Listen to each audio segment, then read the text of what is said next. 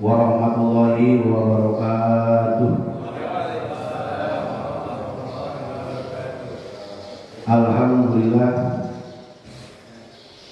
alhamdulillahilladzi arsala rasulahu bil huda wa dinil haqq liyuzhirahu 'ala dini kullihi walau karihal musyrikun walau karihal munafiqun walau karihal kafirun wa kafa billahi syahida.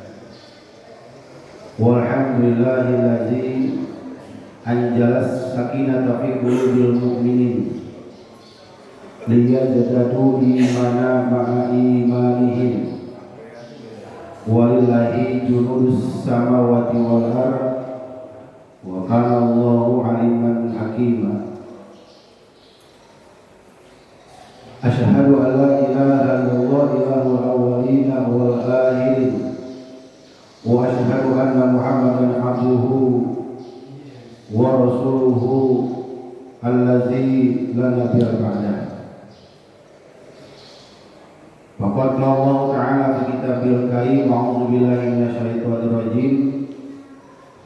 Bismillahirrahmanirrahim. Ya ayyuhalladzina amanu taqullaha haqqa tuqatih wa la tamutunna illa wa antum muslimun. Qala Bismillahirrahmanirrahim. Ya ayyuhalladzina amanu taqullaha wa qulu qawlan sadida yuslih lakum a'malakum wa yaghfir lakum dhunubakum wa may yuti'illaha wa rasulahu faqad faza fawzan 'azima. Qala Nabi sallallahu alaihi wasallam, majtama'a qaumin fi baiti min buyutillahi yatadarasuna kitaballah aw yatluna bainahum illa nazalat alaihimus sakinah wa ghashiyatuhumur rahmah wa hafathumul malaikah wa zakarallahu fi man indah. Sadaqallahul azim wa sadaqa rasulun nabiyul karim wa nahnu ala dzalika minasyahidin wa syakirina walhamdulillahi rabbil alamin. Para jamaah salat subuh yang dimuliakan Allah Subhanahu wa taala, kita mulia karena iman, kita mulia karena Islam. Dan kata sahabat, kesempurnaan kemuliaan ada pada jamaah. Jamaah yang dimaksud adalah orang yang melanjutkan perjalanan Kanjeng Nabi Muhammad SAW, walaupun kita berada di gerbong terakhir di akhir zaman. Di luar itu tidak ada kemuliaan. Walaupun dia mulia karena jabatan, selesai jabatan udah gak mulia lagi. Kalau di Pilar Mutiara ada orang mulia paling kaya, terkaya di sini, begitu miskin udah gak mulia lagi. Kalau ada orang yang mulia karena ototnya besar, kuat, jago, sampai DKM gak berani ngajak sholat, begitu setruk hilang jagonya. Maka cari kemuliaan yang tidak berhadapan dengan kehinaan, yaitu tadi nikmat iman, nikmat Islam, dan nikmat berjamaah. Fa'asbahtum binikmatihi ikhwana. Saudara seakidah walaupun di Palestina sakit, saudara senasib belum tentu. Nabi Nuh alaihissalam punya anak, punya istri, tidak jaminan ketika tidak seakidah berpisah. Nah ini sirah.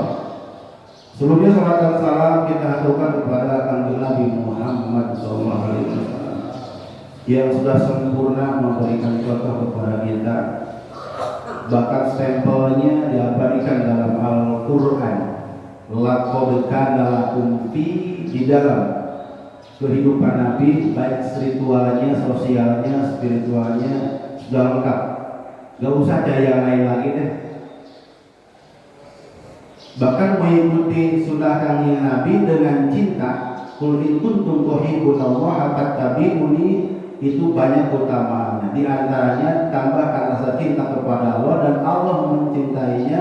Wa yukaffir ankum sayyi'atikum, dihapus segala kesalahan dan dosa-dosanya.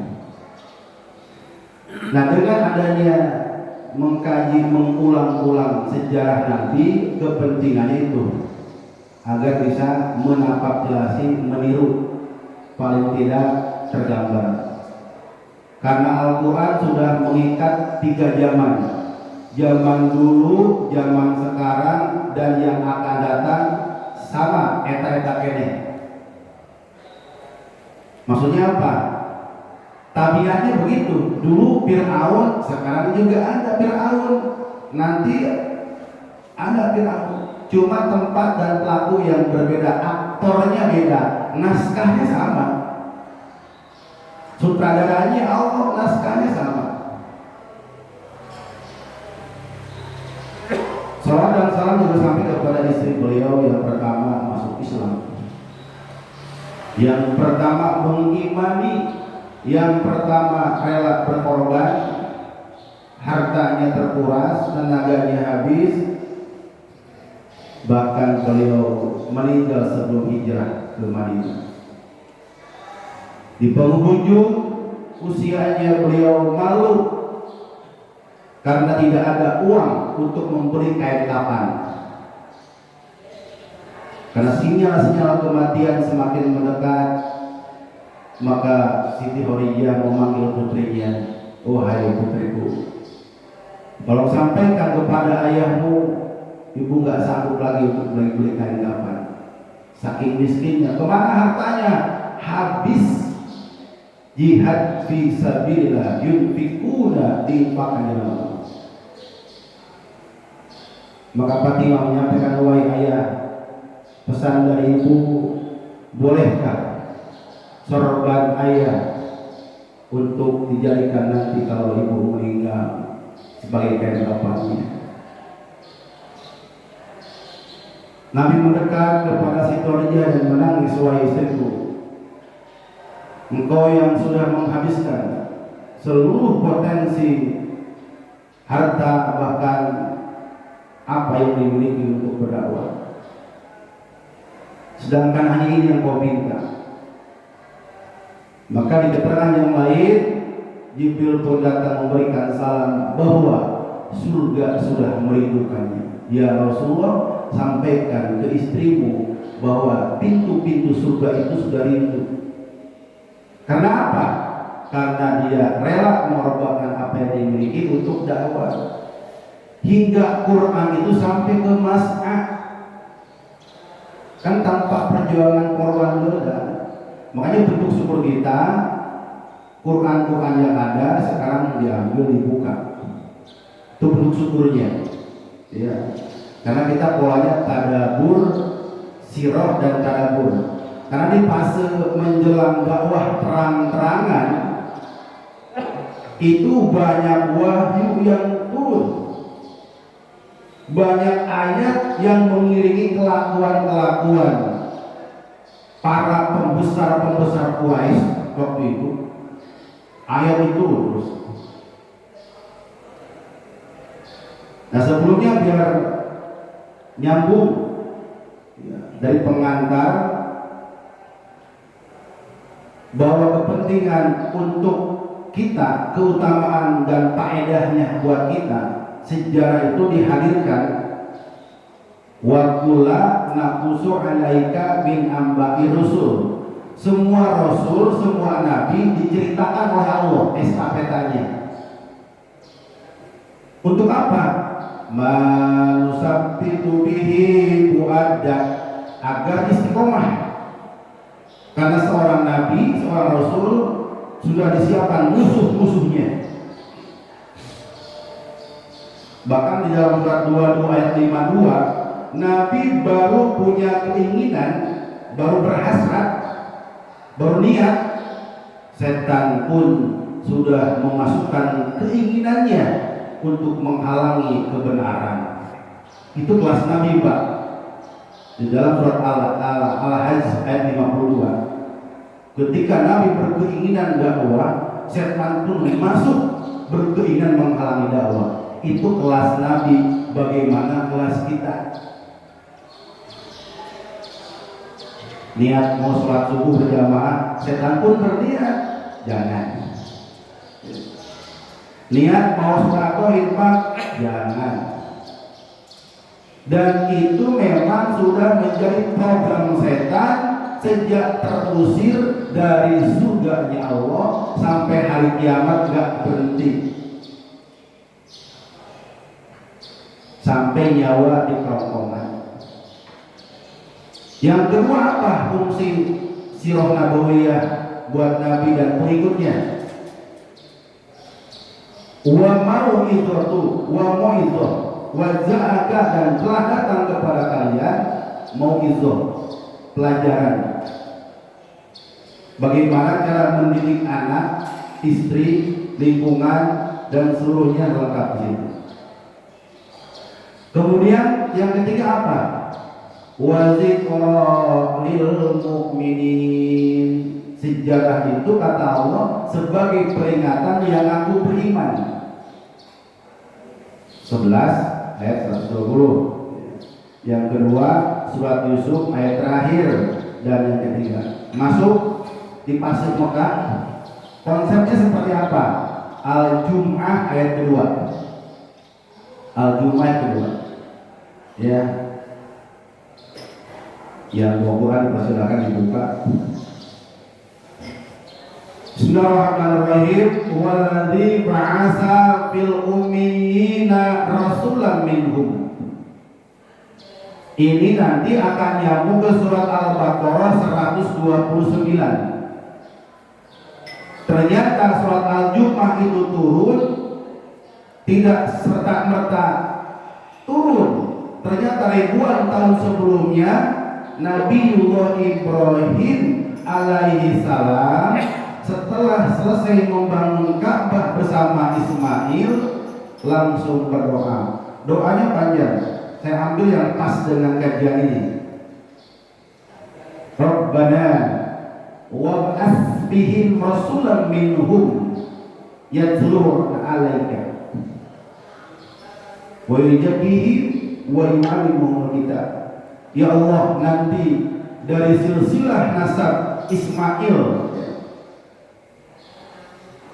hadirkan di Mekah ini seorang Rasul yang akan membacakan kitabmu, membersihkan akidahnya, mengajarkan ilmu dan sunnah.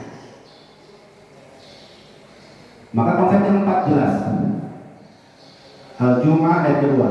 Waladzi ba'asa, dialah Allah yang ba'as, membangkitkan. Kalau rasulan mengutus. Waladzi arsala, dialah Allah yang mengutus. Waladzi ba'asa, dialah yang bangkit di tengah kegelapan. 600 tahun musyrik, jinah, riba, rentenir, bank keliling. Oh, kayak apa?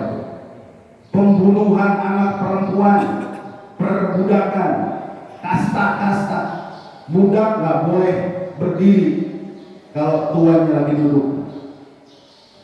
Budak itu udah hitam, miskin, tukang nyuci berhala, tukang nyepokin onta. 600 tahun kayak begitu. Termasuk Bilal bin Rabah, kerjaannya bersama Amr, pagi nyuci berhala, sore nyuci berhala, keluarkan lagi. Jadi kerjaannya tim Tuhan. Tuhan kan berdebu nih dari pagi, ya, cuci, masuki, itu kerjaannya. Dan setelah Futuh Mekah, Bilal lah yang pertama menghabiskan berhala. Tapi di pasir Madinah ya, baru tutup. Kembali 4 konsep tadi. Yang ini pada dasarnya mengajarkan kita. Kalau kita sudah mendapat konsep 4 ini, fa insya Allah. Kalau belum, wa in kanu min qablu, sebelum mendapatkan 4 konsep ini, kondisi Mekah min kanu idolalin mubin, dalam keadaan dolal. Itu kata Allah. Maka yang sesat tadi, yang gelap tadi, dibangkitkan seorang nabi yang umi. Nabi nggak bisa baca, nggak bisa tulis kitab. Kalau uang tahu, kan uang jualan dulunya. Nulis-nulis pun bisa, ya, nulis-nulis hutang bisa. Yang dimaksud umi nggak bisa baca tulis kitab, sehingga nggak ada fitnah nanti. Yang pertama, yang seluruhnya alaihim, membacakan kita. Maka setelah sempurna kitab turun, biar umat Islam mau dengar Quran, mau menyimak Quran, turun tuh surat Al-A'raf ayat 204. Wa idza quri'al Quran, apabila dibacakan Quran sama guru, sama ustaz, sama kiai, sama habaib, sama ayah, sama ibu, fastami'u, simak. Karena bukan dengerin berita dunia, berita bola, bukan dengerin berita-berita sifatnya bisnis. Ini mendengarkan kalam ilahi yang nembus 7 lapis langit, dibawanya oleh jenderal malaikat, sekaligus turun ke langit pertama. Dari langit pertama jujur, Syahrul Ramadan alladzi unzila fihi al-Qur'an hudan lin-nasi wa bayyinatin minal huda wal furqan. Dari Baitul Izzah, dari Sidratul Muntaha ke langit pertama sekaligus turun. Cicil. Pertama Iqra, Al-Alam, Al-Qalam, Al-Mudassir, Al-Mujamil, Al-Fatihah. 6. Yatsud alaihim, membacakan kitab, membacakan ayat. Sudah pasti yang dibacakan terkait dengan kondisi yang ada. Kalau di Mekah dominan penyakitnya 600 tahun yang membuat Allah marah, musyrikin Quraisy. Jumlah Tuhannya 360 di dalam kitab Sirah Ibnu Hisam. Dibacakan tuh tentang tauhid, berarti ya, dinyambung sama satu kemarin.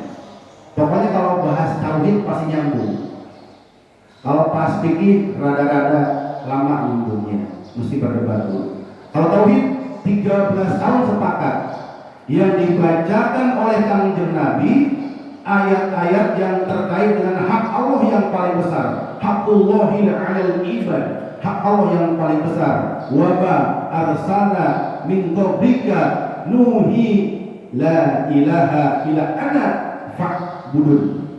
Surat 21 ayat 25. Wa ma arsalna, wahai Muhammad, arsalna min qablika, tidaklah aku utus engkau dan sebelum kamu Nuh, Ibrahim, wa Musa, wa Isa, dan engkau Muhammad sama programnya, sama isi wahyunya, la ilaha illa ana, bukan Allah, Pak. Berarti berhadapan langsung, ila anak saya, kata Allah. Gak boleh yang lainnya. Maka muncul dari ayat ini, dari sejarah tadi, kitab-kitab yang dinisbatkan judulnya kitab Tauhid, Surat Taufik, Nuruz Zolam, Fathul Majid, keluar tuh. Itu kan sumbernya di situ, nisbat hukum dan sejarahnya. Sifat 20. Di ulama-ulama yang membuat kitab-kitab tauhid sudah pasti menguasai sejarah. Kita belum menguasai sejarah, ikut-ikutan berdebat. Modalnya nafsu. kalah debat ngajak gelut, dalil kalah dalil ngajak gelut, kata orang Jerman. Jadi nggak menguasai dalil, pengen debat lu, nyalahin orang. Jadi dewan fatwa, padahal ngaji baru 2 bulan. Itu penyakit akhirnya. Setelah membacakan kitab, lihat nanti di fase terbuka. Di fase terbuka ini ternyata di samping Umar bergabung, Hamzah pun ikut, dan orang-orang hebat masuk. Ternyata Allah Subhanahu wa Ta'ala pun sudah memerintahkan Muhammad, sekarang saatnya dakwah kamu terang-terangan. Kita lihat surat 15. Surat 15 surat Al-Hijr ayatnya 94 sampai 99. Saya wakili surat Al-Hijr. Ini dalil dakwah mulai terbuka. Caranya gimana? Nabi naik ke bukit, ke Jabal apa tuh? Abu Qais ya. Berdiri dan semua datang tanpa terkecuali. Semua datang termasuk Abu Lahab yang akan nanti nyusul suratnya turun tabat ya Abilah Biwata. Apa kata Allah? Bismillahirrahmanirrahim. Dakwah terbuka atau dakwah zihr ini ayatnya surat 15 ayat 94. Bismillahirrahmanirrahim. Fasda' bima tu'mar wa'rid 'anil musyrikin. Berat waktu. Sudah mulai furqan nih. Sudah mulai tinggalkan. Ya Muhammad, fasda' sampaikan. Ya nyampai wahai ahli Mekah sini. Orang Mekah tahu kalau ada orang berdiri di bukit itu pasti ada sesuatu, pasti ada berita yang menghebohkan. Di tradisi orang Arab, kalau ada orang berdiri di bukit itu, karena bukan speaker, bukan toa, nah bukit itu kan kemana masuk, datang semua. Yang kemarin saya sampaikan, wahai ahli Mekah, kalau saya bilang di belakang saya ada musuh nyerang kalian, percaya nggak? Percayalah, kamu kan nggak pernah bohong ya Muhammad. Oke, kalau gitu, saya mau sampaikan kepada kalian atas perintah Allah. Pasda fi'il amr, pasda sampai dengan berat sampaikan. Yang pertama pasti ayat-ayat yang terkait dengan dosa yang paling dominan. Di ayat-ayat tauhid lah, tentang alam barja, padang pasar, sirot, alam gaib, surga, neraka, azab, nikmat. Dan yang paling pokok yang sekarang diwariskan kitab tauhid kepada generasi yang akan datang adalah kitab-kitab tauhid. Mukadimahnya apa? Surat Muhammad ayat 19. Apa? Fa'lam annahu la ilaha illallah. Perintahnya la ilaha illa ana, prakteknya la ilaha illallah. Datang Abu Lahab. Dia kan paling gengsi, paling sebel sama ponakan itu. Paling benci sama Nabi Muhammad setelah jadi Nabi. Dia paling kasar menghakimi Nabi. Kalau bahasa kita, kamu anak culun masih kecil saya gendong kamu, meledek, ngumpul orang begini banyak, ini orang hebat semua ini, cuma suruh la ilaha illallah. Sambil naik kerah panggil Nabi, dia pun menghajar Nabi SAW. Itu resiko ngajak terang-terangan Pak, siap bonyok. Itu dulu, kalau sekarang selalu aman. Ya. Sekarang sudah fase tutup.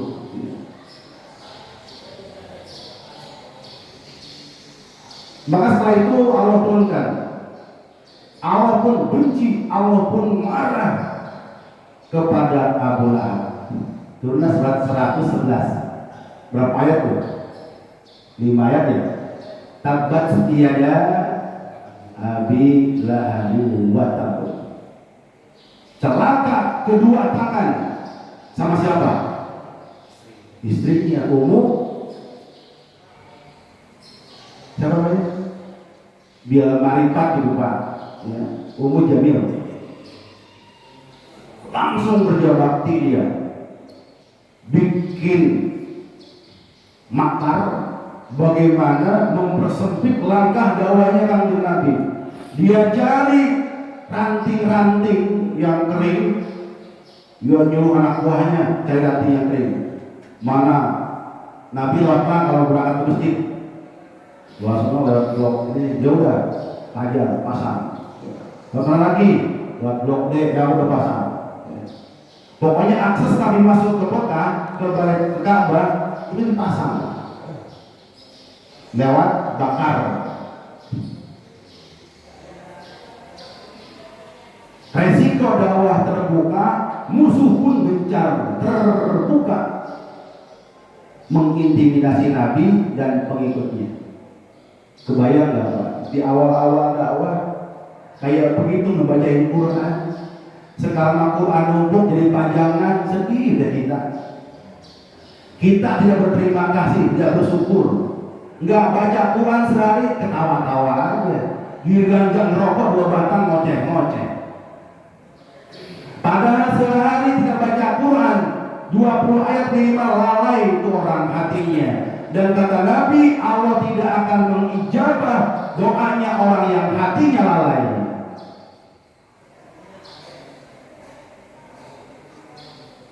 Patokannya Quran Pak. Kalau sehari nggak baca Quran, minimal 20 ayat udah lalai. Bagaimana nggak berayat-ayat? Makanya yang paham di akhir zaman ini orang yang paham terhadap sejarah.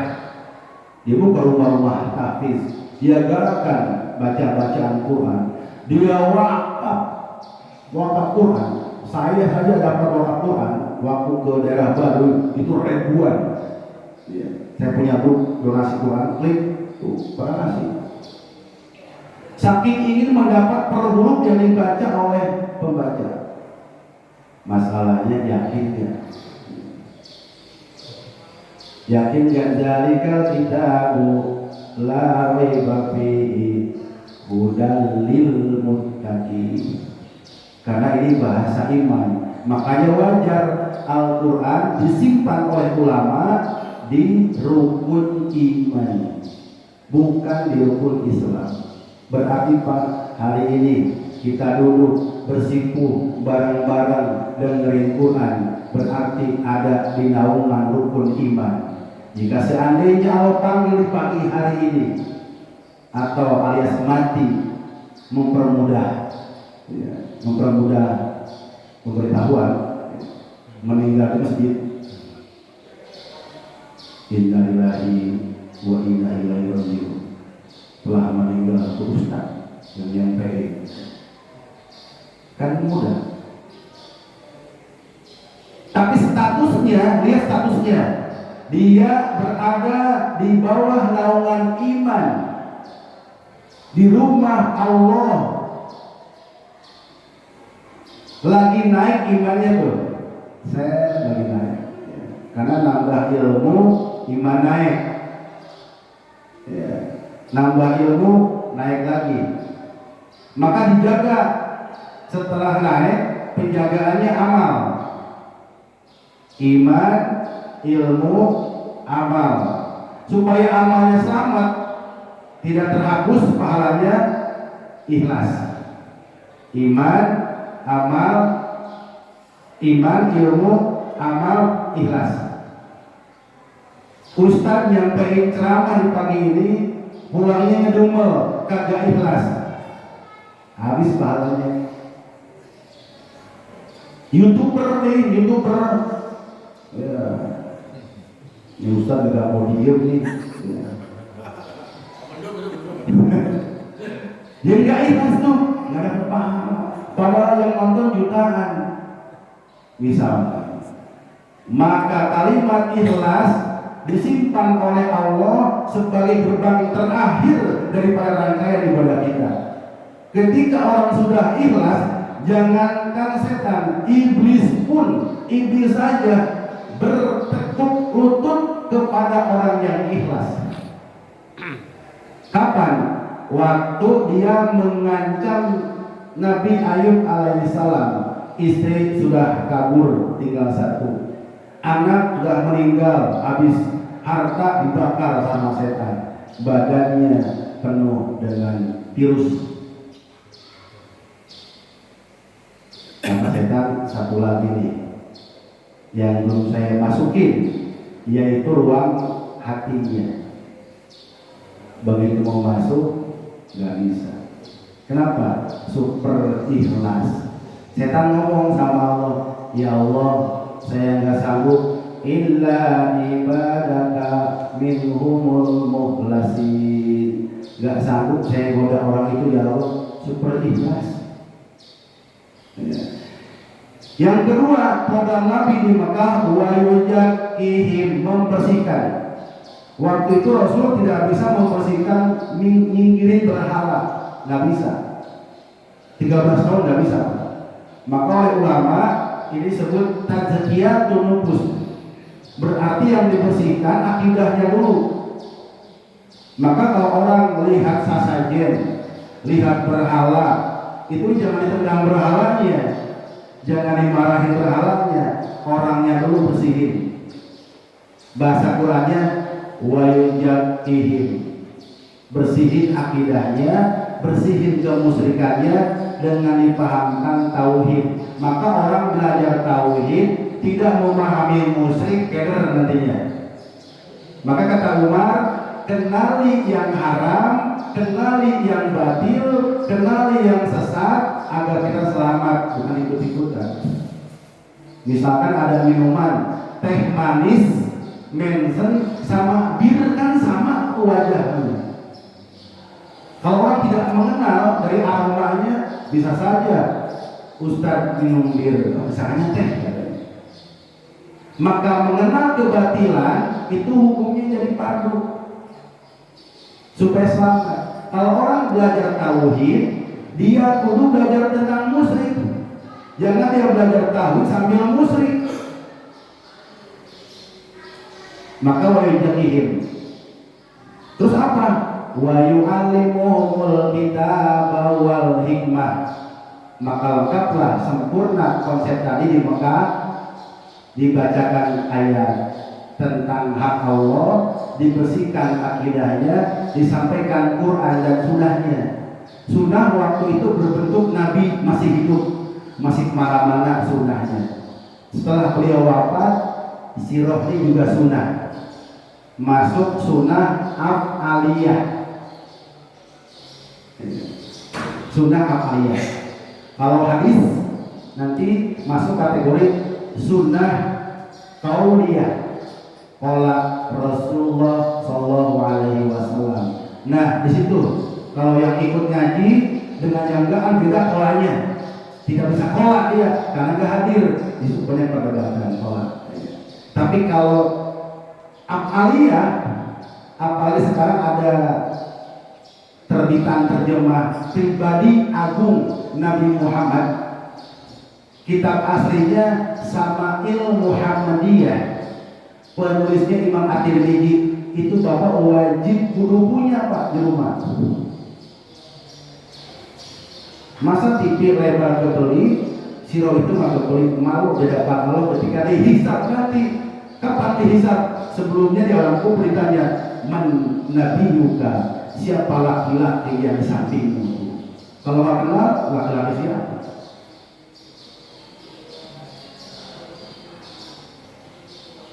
Wa yu'allimuhumul kitab wal hikmah, disampaikan sunnah-sunnah kepada mereka.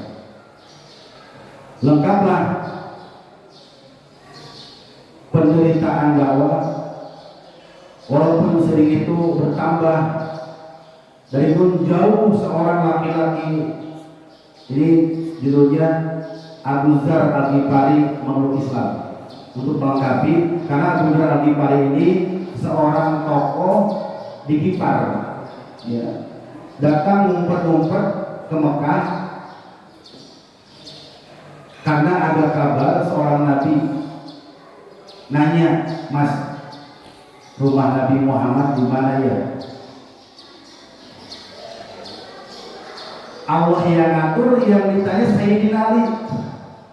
Kata Ali, "Ayo saya anterin." Maka Abu Dzar Al-Ghifari mendapatkan konsep itu. Setelah syahadat, dibacakan ayat-ayat dakwah tentang la ilaha illallah, dibersihkan akidahnya, disampaikan sunnahnya. Karena waktu itu dakwah sudah mulai terang-terangan, Abu Dzar Al-Ghifari datang ke Mekah, ke pinggir Ka'bah, dia pun teriak, Allahu Akbar, la ilaha illallah. Datang orang Mekah, datang habis dipukulin, diinjek-injek. Kalau tidak ada Abu Bakar yang lewat menolongnya, dikabarkan dia syahid. Juga kalau bawa ke rumah Nabi, kata Nabi, "Kamu habis ngapain?" "Habis dakwah la ilaha illallah." Terus digebukin. Sembuh, datang lagi ke Mekah, Ka'bah. Teriak lagi, Pak. Saking yakinnya kepada la ilaha illallah sebagai kunci surga, keutamaan tauhid, hak Allah yang paling besar, dia datang lagi, teriak lagi, digebukin lagi, bonyok lagi, dan Abu Bakar tiba ke Rasulullah. Ini nggak kapok-kapok ini orang. Apa kata Nabi? Wahai Abu Dzar, di sana di kampungmu boleh kamu jagoan dan kamu sebagai kepala suku di Ghifar, tapi di sini kamu nggak bisa. Oleh karenanya, mulai hari ini kamu pulang ya, pulang. Singkat kabar cerita, begitu pulang Abu Dzar Al-Ghifari, semua pasukan rakyatnya masuk Islam. Sampai Rasul bersabda, kampung Ghifar, kampung taslim, sudah Islam. Waktu Rasul hijrah singkat, Rasul memandang dari kejauhan ada titik hitam yang berbaris seperti semut yang berderet. Nabi bilang, "Itu apaan ya?" "Kayak semut." Rupanya suku Abu Dzar itu hitam-hitam, Pak. Baduy kan. Diperhatikan sama Nabi. Apa ini? Hidup mendekat dan mendekat. Ternyata Abu Dzar Al-Ghifari menyusul mendengar Nabi hijrah. Ada kabar dia sekampung hijrah dan masuk Islam. Tapi apa akhirnya Abu Dzar? Rasul bersabda, "Wahai Abu Dzar Al-Ghifari, yang usianya panjang sampai khilafah Utsman bin Affan. Abu Dzar, kamu masuk Islam mengendap-endap sendirian di tengah kegelapan malam, bertemu dengan saya. Wahai Abu Dzar, engkau pun menghadap Allah akan mengendap-endap sendirian." Pertama Abu Dzar bingung, apa maksudnya? Ternyata terbukti, singkat cerita, Abu Dzar Al-Ghifari usianya panjang, hidup di zaman Abu Bakar, hidup zaman Umar, bahkan ditakdirkan sampai zaman Utsman bin Affan. Di zaman Utsman bin Affan, pembebasan lahan-lahan dakwah itu semakin meluas. Kalau sekarang mungkin bandara-bandara, pelabuhan-pelabuhan sudah dikuasai, maka isu-isu politik semakin luar biasa. Oh, nepotisme. Sampai Abu Dzar Al-Ghifari sedikit tidak suka terhadap kemewahan waktu itu dan sering menasihati keluarganya Utsman bin Affan. Lama-lama kata Utsman bin Affan, konsep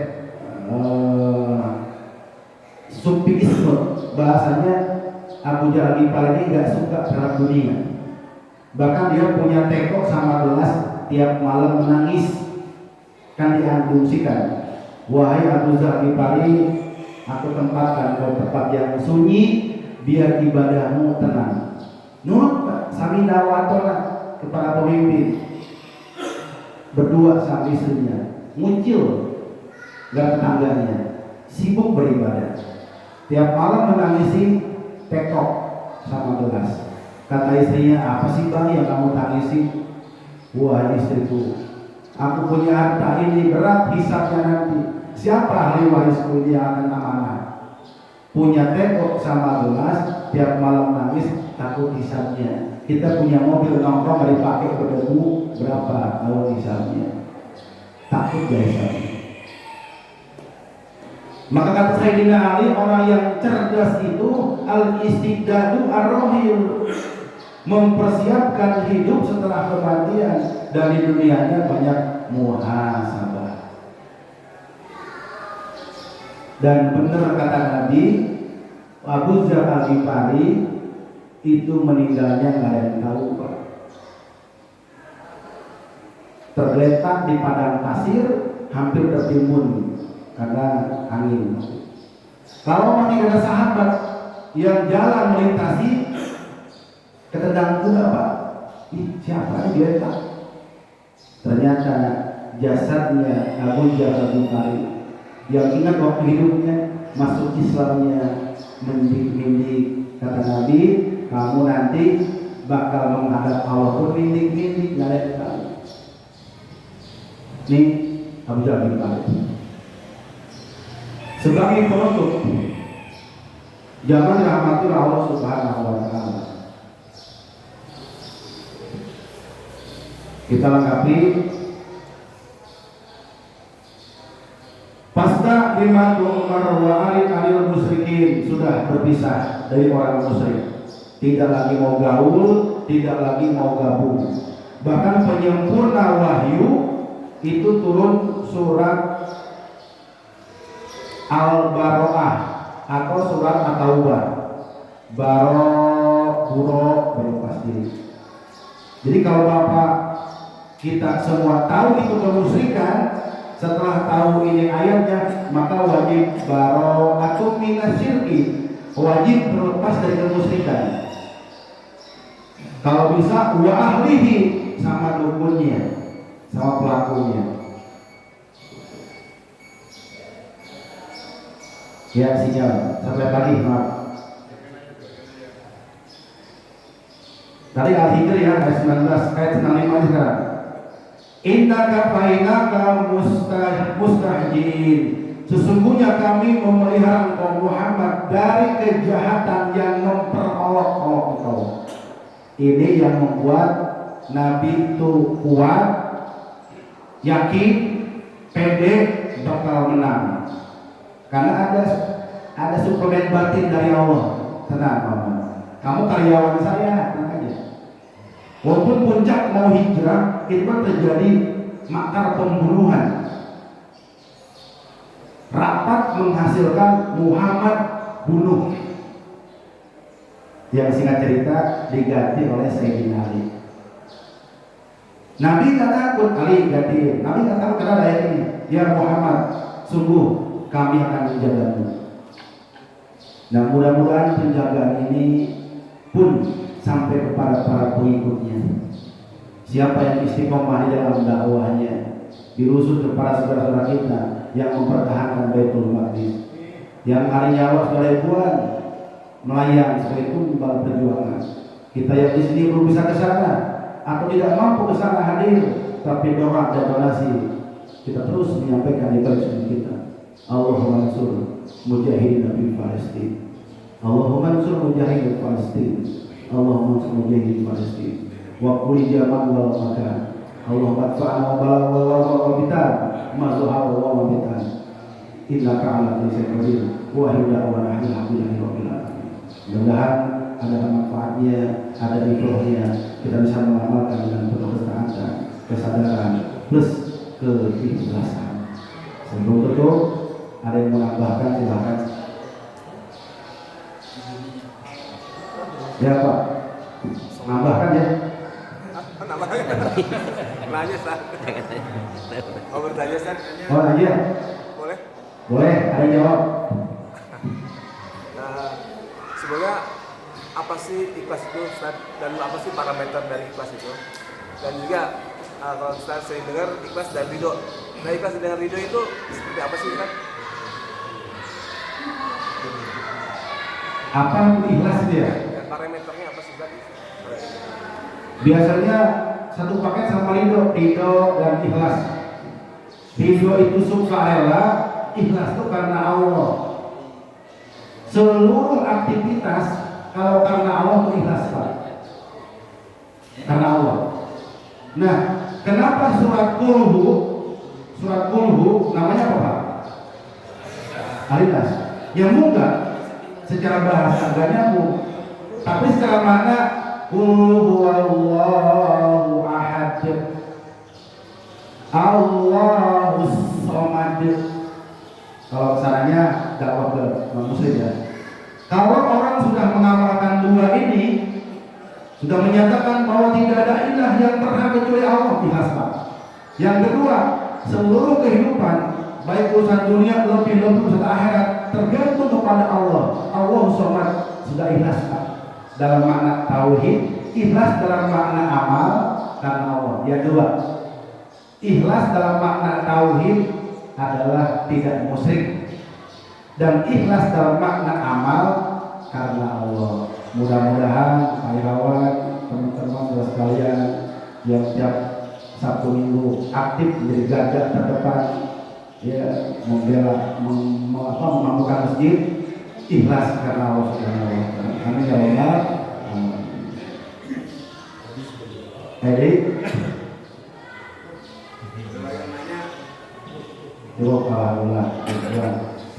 mohon maaf batin dari saya, barangkali ada kesalahan mutlak dari kebodohan saya. Kalau itu ada kebenaran, moga-moga kita bisa mengamalkan. Amin. Assalamualaikum warahmatullahi wabarakatuh.